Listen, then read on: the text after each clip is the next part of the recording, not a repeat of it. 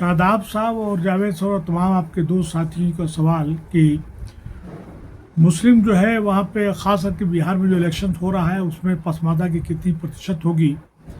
देखिए, बिहार में 18 से लेकर 22% मुस्लिम आबादी है, उसमें से 85 टू लेकर 90% पसमानदा समाज के लोग हैं और पसमानदा समाज के लोग जो है बहुत ही इम्पोर्टेंट फैक्टर होने जा रहा है, इसमें कोई दो राय नहीं है।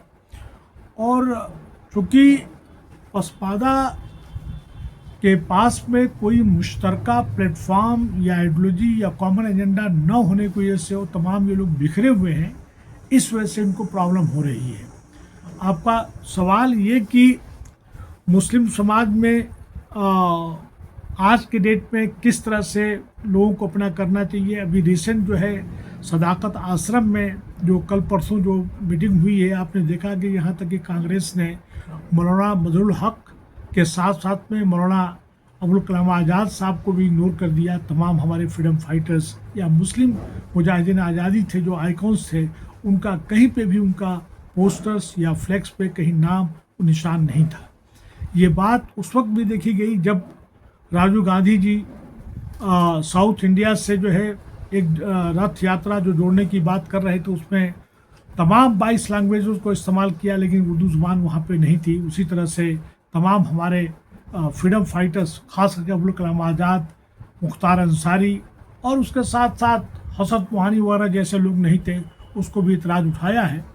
अब आपका सवाल ये है कि पसमानदा जो है कितना इम्पोर्टेंट फैक्टर हो सकता है। पसमानदा बहुत बड़ा इम्पोर्टेंट फैक्टर हो सकता है, शर्त यह है कि वो पब्लिक डोमेन में आके अपने तमाम मुद्दे को रेज करें।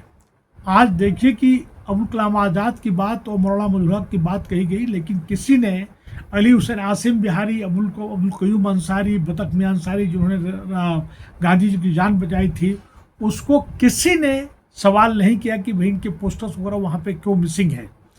आपका ये कहना कि जनगणना से मुस्लिम समाज में जो अभी जो लोग बात कर रहे हैं कि भाई क्या कॉस्ट सेंसस होना चाहिए, नहीं होना चाहिए, कॉस्ट सेंसस बिल्कुल होना चाहिए। इससे मुसलमानों को, ख़ासकर से पसमानदा तबकात को ये पता चलेगा कि हमारी जो है कितनी शराकत होनी चाहिए और कितनी हमारी शराकत है।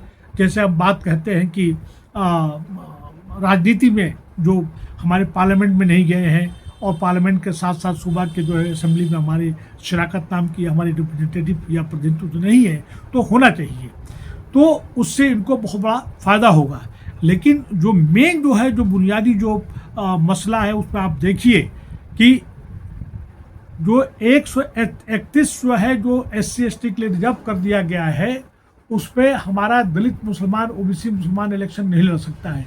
1516 से लेकर MLA MLC की सीट्स हैं जहाँ पे दलित मुसलमान, OBC मुसलमान नहीं रह सकता है। और इसका कारण ये है कि जो डिस्क्रिमिनेटरी जो प्रेसिडेंशियल ऑर्डर है 10 अगस्त 1950 का, आज तक उसको ख़त्म करने के लिए किसी ने कोई बात नहीं की।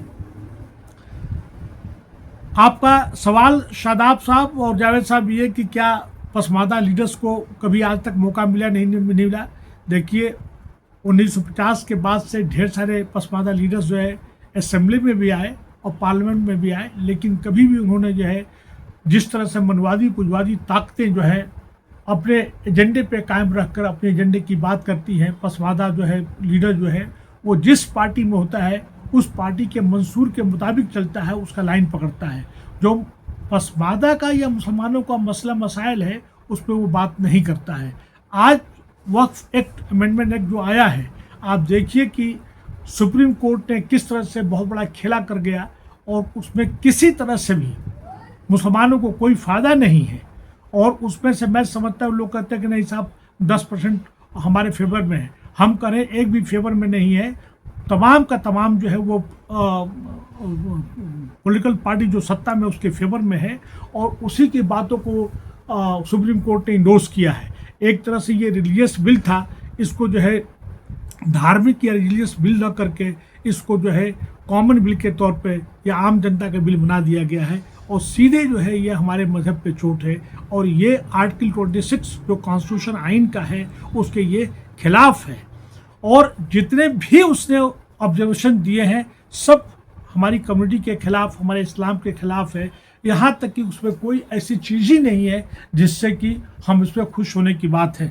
आखिर में एक बात जो मैं कहना चाहता हूँ कि मुसलमान जो है, जो खास कर पसमानदा जो है, बिहार में बहुत बड़ा इंपॉर्टेंट रोल प्ले करेगा। शर्त ये कि इसका एक मुश्तरका, एक इसका कॉमन प्लेटफॉर्म हो, उसका कॉमन एजेंडा हो, कॉमन आइडियोलॉजी हो, और वो जो है तभी हो सकता है जब तमाम पसमानदा लीडर्स, एक्टिविस्ट एक साथ बैठेंगे और एक कॉमन एजेंडा बनाएंगे। यही मुझे कहना है। शादाब साहब, जावेद साहब, सबका बहुत बहुत शुक्रिया।